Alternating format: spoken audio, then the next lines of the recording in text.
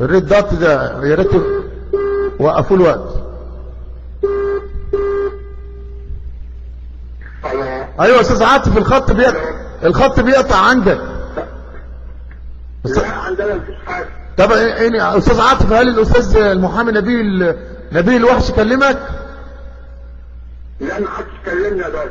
طيب على العموم انا اديته رقمك وهو هيكلمك ان شاء الله باذن الله، هتولى موضوعك. ماشي بس. تحت امرك. اديني النمره الان. طيب تمام كده، انا اخدت رقمين الان. تمام، خليك معايا دقيقه واحده يمكن اقدر اجيب شكرا يا استاذ عاطف. ممكن ماشي انا معاك. خليك معايا، يمكن اعرف اتصل كمان بالاستاذ. دقيقه واحده بس. الله يخليك يا باشا، الله يخليك يا باشا. تحت امرك، خليك معايا، احاول اتصل بنبيه الوحش. ماشي حبيبي، ماشي حبيبي، ماشي حبيبي. طيب يا أحسن. ايوه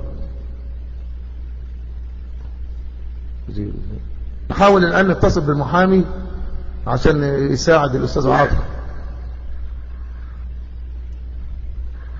خليك معايا انت لحد ما الرقم الثاني يرد. ماشي يا باشا.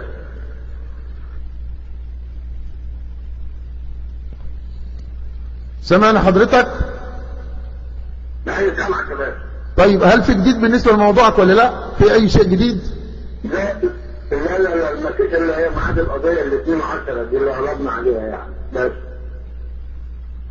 طيب احنا معانا الوقت على الهواء مباشره الاستاذ عاطف كيرلس. استاذ عاطف كيرلس استاذ فاضل من مصر، مسيحي قبطي، ليه مشكله مع الكنيسه رفضت تديله تصريح. اديته الاول تصريح بالزواج وفي نفس الوقت بيقول لي لا التصريح ما ينفعش، لازم تجدد التصريح.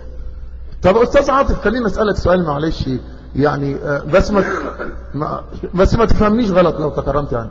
انت ايه اللي يخلي حضرتك ان انت يعني ايه اللي مصبرك على هذا الوضع؟ يعني انت من حقك كانسان ان انت تتزوج وتعيش، ليه تخلي شخص غيرك يسيطر عليك؟ يعني ايه اللي مخليك ان انت تتمسك بالكنيسه دي وبالوضع اللي انت فيه ده؟ ما انا لو ما اتجوزتش عن طريق كنيسه مفيش حد يقدر يتجوز. طب وانت لا مؤاخذه معلش يعني ما تفهمنيش غلط، طب انت ايه اللي يجبرك ان انت تكون اللي انت تكون في دين بيمنعك من اقل حقوق البشر؟ انت حقوقك كانسان. ما انا بقول لك حضرتك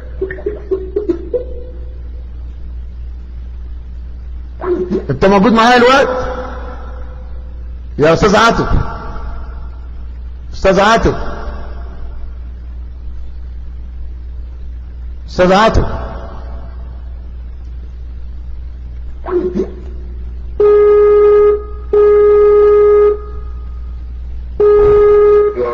استاذ عاطف معلش الخط اتقطع. معاك ورقه وقلم اديك الرقم؟ خد الرقم ده مهم جدا حضرتك. الاستاذ نبيه منتظر تليفون من حضرتك في اي وقت. ماشي. ايوه باشا. طيب ثواني بس اتصل بيه باذن الله واحنا اتفقنا معاه وان شاء الله ربنا اسال الله سبحانه وتعالى يوفقك في الموضوع بتاعك دوت. ولو في يعني لو في اي حاجه ثانيه ممكن احنا نعملها يا ريت يعني تقول لي. هل يعني انا ان شاء الله هحاول برضه نشوف لحضرتك كذا محامي مش محامي واحد، لان حضرتك مظلوم باذن الله.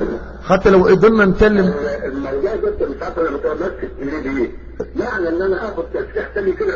انتصرت على الموضوع وانتصرت على الكنيسه عشان ما يلغوش الماده بتاعت اعطاء التسليح. ايوه انا الوحيد اللي خدت. طبعا ده هيبقى مصلحه للشعب كتير وكميه ناس كتير يعني. ماشي. ايوه اتفضل انا بسمع حضرتك. طبعا من انا الحكم ده اتسمى ان كلمه ان انا خلاص مفيش راجعه تاني، فده بيبقى انتصار لكل واحد طلب تشريع جواه. ايوه بس المشكله استاذ عاطف كيرلس ان البابا شنوده فاكر نفسه حاكم جمهوريه مصر القبطيه العربيه. ما حد التنهض عن طريق محكمه مجلس الدوله. مفيش حاجه اسمها حاكم ده التنفيذ بقرار محكمه تنفيذ وفيها حبس وبعد كده تعويض وفيها مشاكل جامده. فكنت عايز يبدي. طب افرض لو رفض؟ لا مفيش ما يقدرش يتحدى. لا هو حد بيتحدى المحكمه بالشريعه هي بتمشي على اي واحد.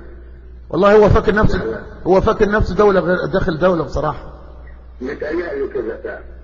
هذه المشكله. اخوة الكرام، لو تكرمتوا اللي عنده، الاخوة اللي من مصر اللي عنده تليفون، لا انا بكلم الناس في الغرفة يساعدونا في الموضوع ده، اللي عنده اي تليفون لراجل محامي يعني كويس ويستطيع يساعد الاستاذ عاطف كيرلس، يعطيني التليفون اديه للاستاذ عاطف لو تكرمته، او ادي التليفون للاستاذ امجد وادينا التليفونات. انا بشوف لو في ان شاء الله، لو في يعني احنا بنحاول بقدر الامكان نشوف لك اكتر من محامي، على اساس باذن الله اسال الله سبحانه وتعالى وفاك في هذا الموضوع، لان ده ظلم. يعني ما فيش دين في الدنيا بيقول ان يتستر في احكام في مصائر العباد كده، يا ريت الدين ده رجال الدين، ما فيش حد بيقول كده يعني. طيب انا هحاول اتصل مع الاستاذ، خليك معايا دقيقه واحده، الاستاذ مجدي ويليام، تحب تكون معانا على الخط؟ يا ريت. طب خليك معايا دقيقه واحده. ماشي بس.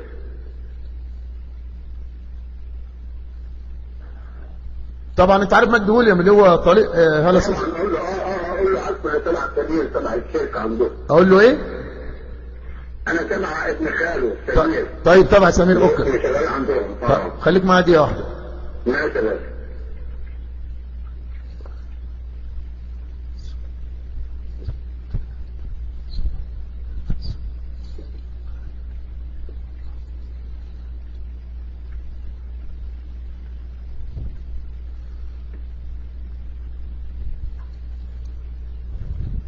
دقيقة واحدة بنحاول نتصل بس حضرتك موجود معايا؟ ها؟ ممتاز كده، واحنا الثلاثة في تليفون واحد. ماشي. احنا بنحاول نتصل دلوقتي بالاستاذ مجدي ويليام وطليق هالة صدقي، ويبقى معانا كمان الاستاذ عاطف كيرلس، ويبقى في كونفرنس او اجتماع مع احنا الثلاثة. ثواني يا شباب. ماشي.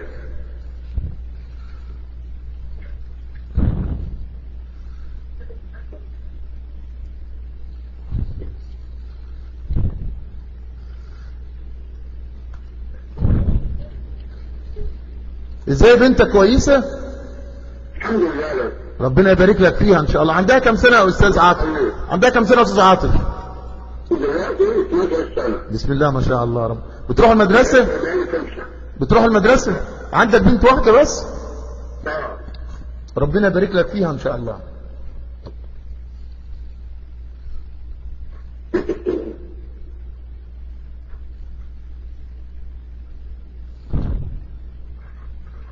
ما سمعتش اي رد فعل من امس من ساعه ما كلمتك؟ لا ما حدش كلمني خالص. طيب هتسمع قريب. مشيت المال انسى تبعي. الله يدينا ويديك ربنا يطول عنك يا رب، خليك تنشر العباده. اللهم امين. احنا منتظرين معلش شويه كده الاستاذ، نحاول نتصل بيه تاني. الاستاذ ويليام معايا؟ موجود انت لسه؟ الو الخط اتقطع عنده هو كمان، لا اله الا الله. الخط اتقطع عنده، مش مشكله. خلينا نشوف الاستاذ الاول. لا بيكلم الرقمين في وقت واحد، بتصل برقمين في وقت واحد، معقول؟ لا انا اللي فصلت لسه جديده موضوع الكونفرنس، اول مره اعمل كونفرنس، مش عارف بيتصل برقمين في وقت واحد ولا ايه. شكلها كده غريبه شويه، بيتصل برقمين في وقت واحد.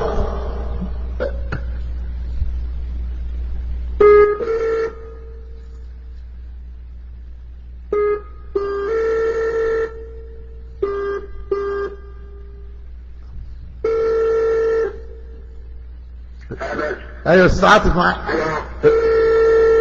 ايوه منتظرين الاستاذ ويليام مجدي.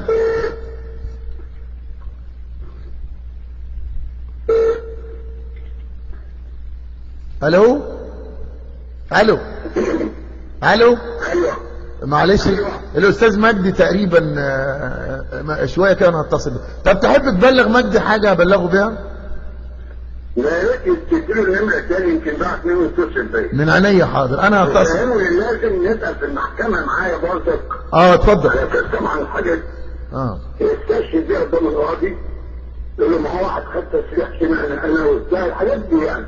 انا هتصل وافهمه الكلام ده باذن الله، ولو لو لو لو, لو في شيء اكلمك تاني. ماشي؟ يا ريت انا اكون معاك بس. خليك. طيب انا هقفل مع حضرتك الان، هكلم استاذ مجدي وبعدين اكلمك تاني. ماشي يا باشا. مع السلامه.